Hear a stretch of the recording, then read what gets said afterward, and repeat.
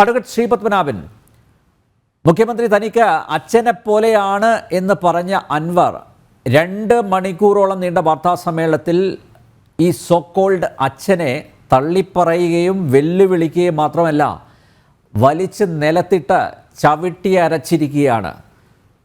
സൂര്യൻ കെട്ടുപോയി എന്ന് പറഞ്ഞാൽ അച്ഛൻ മരിച്ചു എന്നല്ലേ അർത്ഥം? അൻവർ പിണറായിയുടെ അന്തകനായിരിക്കുന്നു. അത്യന്തം ഗുരുതരമായിട്ടുള്ള ആരോപണങ്ങൾ. പിണറായി അറിഞ്ഞുകൊണ്ടാണ് സ്വർണ്ണക്കടത്തടക്കം നടക്കുന്നതെന്ന് CPM സഹയാത്രികനായ ഒരു MLA വിളിച്ചു പറയുമ്പോൾ കാര്യങ്ങൾ കൈവെട്ടുപോയി എന്നല്ലേ മനസ്സിലാക്കേണ്ടത് അഡ്വക്കേറ്റ് ശ്രീ പത്മനാഭൻ? തീർച്ചയായിട്ടും അൻവർ പുറത്തേക്കാണ്.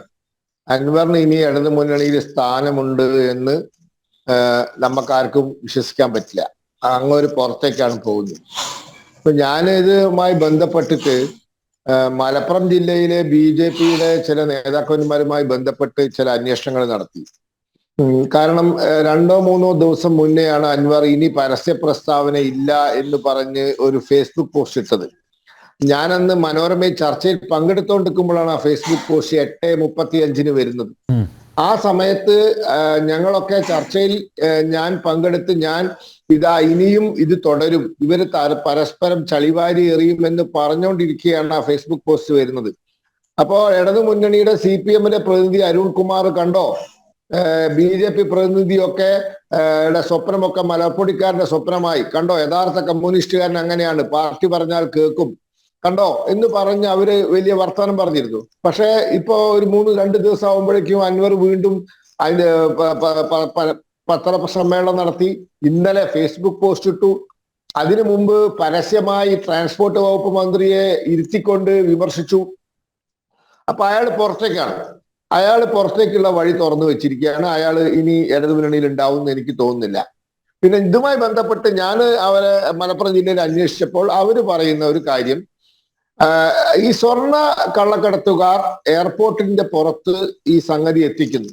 കസ്റ്റംസിനെ സ്വാധീനിച്ചിട്ടാവാം, കസ്റ്റംസിന്റെ കണ്ണ് വെട്ടിച്ചിട്ടാവാം, എന്താന്ന് നമുക്കറിയില്ല.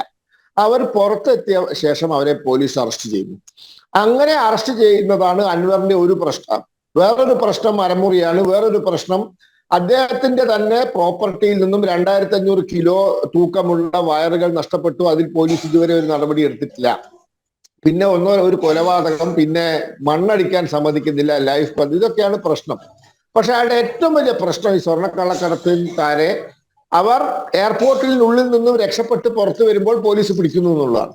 അതുമായി ബന്ധപ്പെട്ട് എനിക്ക് കിട്ടിയ വിവരം, അതിൽ ചില ആളുകൾ അൻവറിന് വേണ്ടപ്പെട്ടവരായിരുന്നു എന്നും അവരെ പിടിച്ചപ്പോൾ അൻവറിന് അത് വലിയ തോതിലുള്ള വിഷമം ഉണ്ടാക്കിയിട്ടുണ്ടെന്നും തന്റെ സ്വാധീനം ഉപയോഗിച്ചിട്ടും അൻവറിന് അവരെ സഹായിക്കാൻ സാധിച്ചിട്ടില്ല, അതിന് മുഖ്യമന്ത്രിയുടെ ഓഫീസിൽ നിന്നും വേണ്ടത്ര സപ്പോർട്ട് കിട്ടിയിട്ടില്ല എന്നും അദ്ദേഹത്തിന് അത് കാരണം ബേജാറുണ്ട് എന്നുമാണ് എനിക്ക് കിട്ടിയ വിവരം. സത്യമാണോ എന്ന് അറിയില്ല.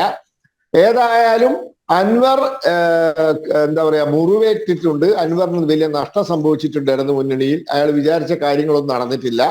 അപ്പൊ അതുകൊണ്ട് അൻവർ ഇനി ഇടതു മുന്നണിയിൽ ഇല്ല എന്ന് തന്നെ നമുക്ക് തീർത്ത് പറയാൻ പറ്റുന്ന ഒരു അവസ്ഥയിലാണ് നാം ഇപ്പോൾ ഉള്ളത്.